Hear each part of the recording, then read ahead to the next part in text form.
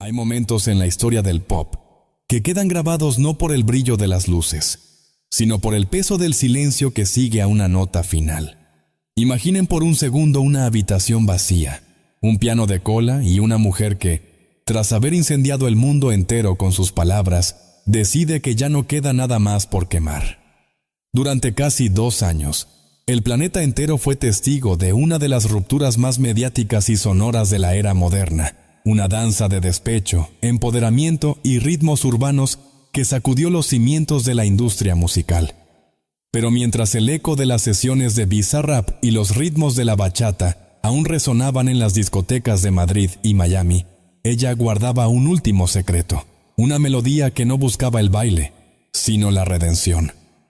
¿Cómo es posible que después de haber dicho tanto, todavía quedara una canción capaz de cambiarlo todo? Esa es la pregunta que nos trae hoy aquí, al cierre de un ciclo que comenzó con una traición y termina con una balada que muchos consideran el punto final definitivo a la historia de amor más famosa de la última década. Mucho antes de que los nombres de Shakira y Piqué se convirtieran en sinónimo de titulares explosivos, hubo una época en la que representaban el ideal de la unión entre dos mundos poderosos, el arte y el deporte.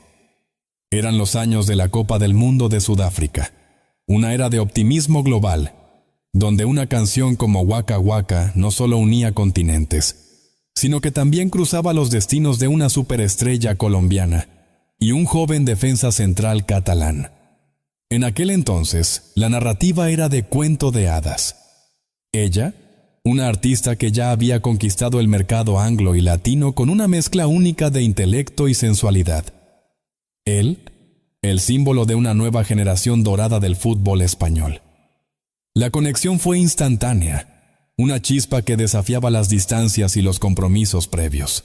Durante 12 años, construyeron lo que parecía ser una fortaleza inexpugnable en Barcelona, una vida llena de éxitos compartidos, 2 hijos y una imagen pública que irradiaba estabilidad. Sin embargo, detrás de las fotos familiares y las celebraciones de trofeos, las grietas comenzaban a formarse de manera casi imperceptible para el ojo público, pero profundamente dolorosa para quienes habitaban esa casa. El ascenso de Shakira no fue una cuestión de suerte, sino de una disciplina casi militar y una sensibilidad poética que siempre la obligó a escribir su propia realidad.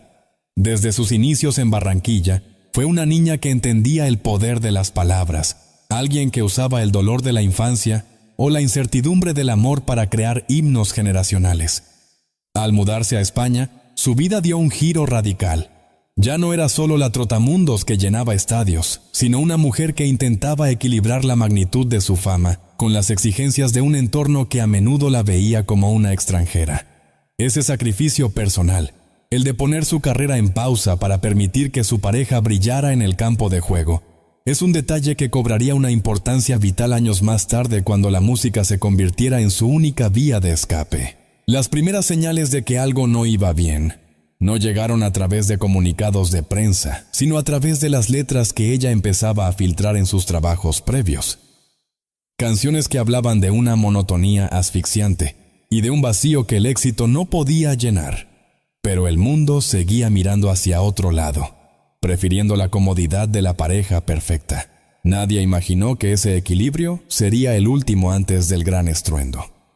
El colapso de la relación entre Shakira y Gerard Piqué no fue un evento silencioso, sino una explosión controlada que se desarrolló frente a millones de espectadores. Cuando la noticia de la separación se hizo oficial en junio de 2022, el aire se llenó de especulaciones y rumores. Pero mientras los tabloides buscaban pruebas de infidelidad o motivos financieros, ella decidió hacer algo que pocos artistas de su nivel se atreven a hacer con tanta crudeza: documentar su propio naufragio en tiempo real.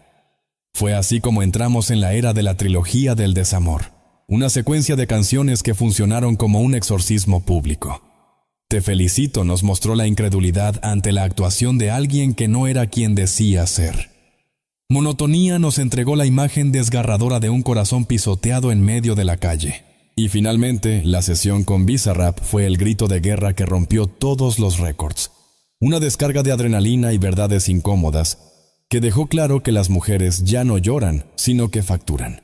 Sin embargo, tras el ruido de las máquinas y los versos afilados, faltaba algo.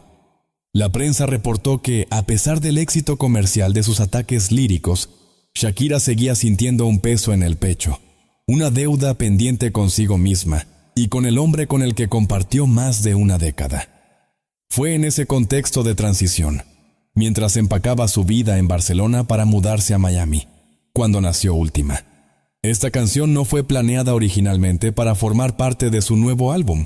Se dice que fue una creación de último minuto, una necesidad visceral que surgió cuando el disco ya estaba prácticamente cerrado. Según fuentes cercanas a la producción, ella insistió en que necesitaba incluir una pieza más, una balada de piano desnuda que sirviera como la llave final para cerrar la puerta del pasado. La tormenta mediática estaba en su apogeo, pero en la intimidad del estudio, ella buscaba el silencio necesario para decir adiós sin rencor, pero con una honestidad brutal. La letra de Última es un ejercicio de vulnerabilidad que contrasta fuertemente con la agresividad de sus éxitos anteriores. Aquí no hay menciones a marcas de relojes o autos, ni juegos de palabras ingeniosos con los nombres de terceros. Lo que encontramos es la voz de una mujer que reconoce el agotamiento de haberlo intentado todo. La canción comienza con una admisión dolorosa, la comprensión de que el amor, por muy grande que sea, no siempre es suficiente para salvar a dos personas que han comenzado a caminar en direcciones opuestas. Es un retrato de la fatiga emocional, del momento exacto en que uno decide dejar de luchar contra la marea. A veces, el silencio es más pesado que el escándalo, y en esta balada, los espacios entre las notas de piano transmiten una tristeza que las palabras apenas alcanzan a rozar. Es el sonido de una despedida que no busca culpables, sino que acepta las consecuencias de una historia que simplemente llegó a su fin. Las consecuencias de este lanzamiento han sido profundas, tanto para su carrera como para la percepción pública del escándalo. Durante meses, muchos críticos acusaron a la artista de extender demasiado su duelo a través del marketing. Sin embargo, al escuchar esta última pieza, la narrativa cambió. Ya no se trataba solo de una estrategia de ventas, sino de un proceso de sanación que requería pasar por todas las etapas, desde la ira y la negación hasta la aceptación final. Los medios reportaron que esta canción fue la forma en que ella puso límites a su propia narrativa, prometiendo que no escribiría más sobre él. Es un exilio voluntario de la temática que la mantuvo en el centro de la conversación global. Al hacerlo, recupera su autonomía creativa, dejando de ser la mitad de una ruptura para volver a ser la artista íntegra que siempre fue. Pero la pregunta sigue en el aire. ¿Es realmente posible cerrar un capítulo tan público con una sola canción?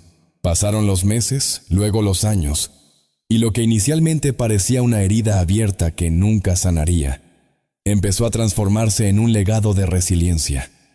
El impacto de la ruptura en la vida personal de los involucrados es algo que solo ellos conocen en profundidad. Pero lo que quedó para el público fue un manual sobre cómo transformar el dolor en algo constructivo.